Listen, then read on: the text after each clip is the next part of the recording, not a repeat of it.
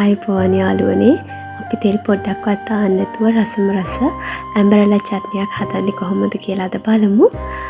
මුලින්ම මම මෙතනදී ඇම්බරෙලා අරගෙන තියෙනවා හොඳට පැහිච්ච ඇම්බරෙලා පොතු ඇරලා තලලා අරන් තින්නේ කපලා නෙවෙයි. ඊට පස්සේ මම අරන් තිනවා සුදු ලුණු කුරුඳු ඒ වගේම රම්පය අරන් තිනවා. ගොඩාක් අමුද්‍රව්‍ය අවශ්‍ය වෙන්නේ නැහැ. මේ වගේ ටිකකින් අපිට රසම රස මේ චට්නිය හදා ගන්න පුළුවන්.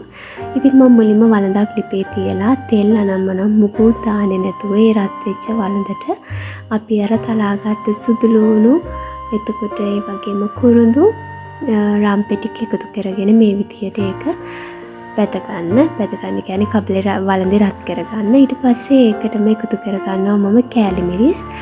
මෙතනදී කෑලි මිරිස් එකතු කරගන්නකොට තමන්ගේ රස අනුව සැර අනුව එකතු කරගන්න. ඊට පස්සේ මම මෙතන එකතු කරගන්නවා මිරිස් කුඩු තේ හැඳි 3ක් වගේ එකතු කරගන්නවා. තමන්ට කැමති ප්‍රමාණයෙන් මෙතනදී එකතු කරගන්න. රස සැර අනුව එකතු කරගන්න පුළුවන්.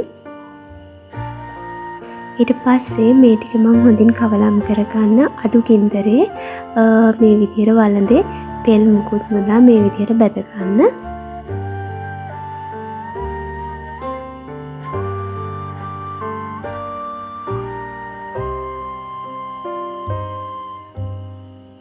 ඊට පස්සේ මම මෙතනදී එකතු කරගන්නවා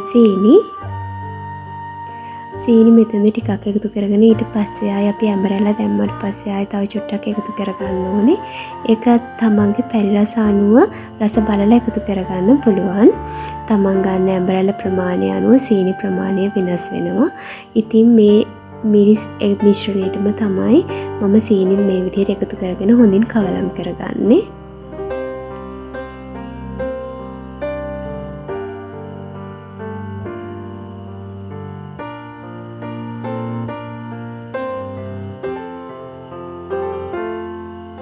ඉතින් මේ ටික මේ විදිහට හොඳට කලවම් කරගත්තට පස්සේ අපිට පුළුවන් අපි තලාගත්ත ඇම්බරෙල්ලා ටික මේකට එකතු කරගන්න. මේක අඩු ගින්දරේ විනාඩියක් විතර හොඳට බැදෙන්න දෙන්න.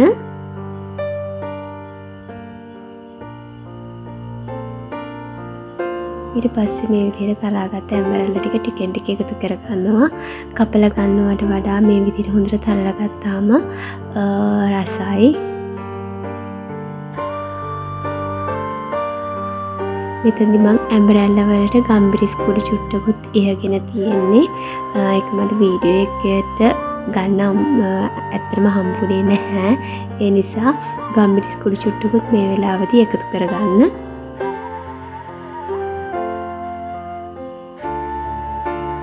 ඊට පස්සේ හොඳින් කවලම් කරගන්න. මේක ටිකක් කල් වැඩිපුර තියාගන්න ඕනේ නම් මෙන්න මේ වෙලාවේදී විනාගිරි මේස හැඳි 2ක් විතර එකතු කරගන්න.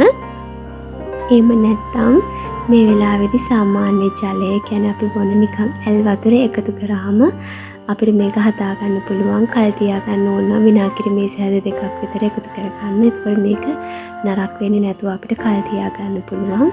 එහෙම නැත්නම් මේ විදිහට සාමාන්‍ය වතුර එකතු කරගන්න.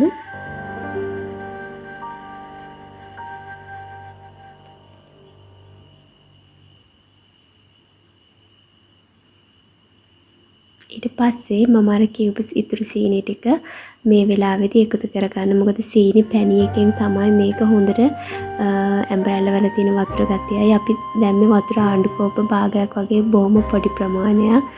ඒ ටිකෙනුයි තමයි මේ ඇම්බරෙල්ලා ටික හොඳට බෙරි වෙන්නම තැම්බෙන්නේ. ඉතින් ඒ නිසා සීනි ටිකක් එකතු කරගන්න.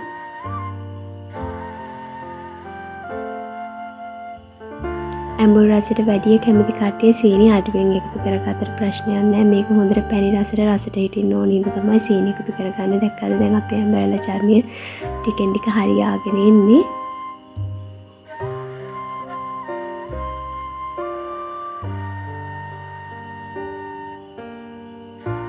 ඉතින් මේක ශීතකරණයේ දාලා සිසිල් මේ වෙලාවෙත් තමයි ඒ වගේම මම ලුණු එකතු කරගන්නේ. මෙච්චර වෙලා ලුණු එකතු කරගත්තේ නෑ. අවසානයේදී තමයි අපි ලුණු එකතු කරගන්නේ.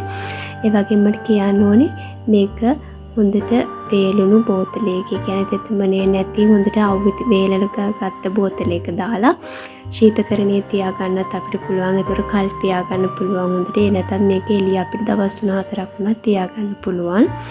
විනාකිරි නොදා විනාකිරි දැම්මොත් ඊට වඩා දවස් ගාණක් තියාගන්න පුළුවන්. ඒ වගේම තමයි ලිපෙන් බානකොට මේක පාලා නිවෙනකම්ම මේක මොකකින්වත් වහන්න එපා. එහෙම වැහුවොත් ඒකේ ජල වාෂ්ප මේකට පෙරිලා මේක නරක් වෙනවා.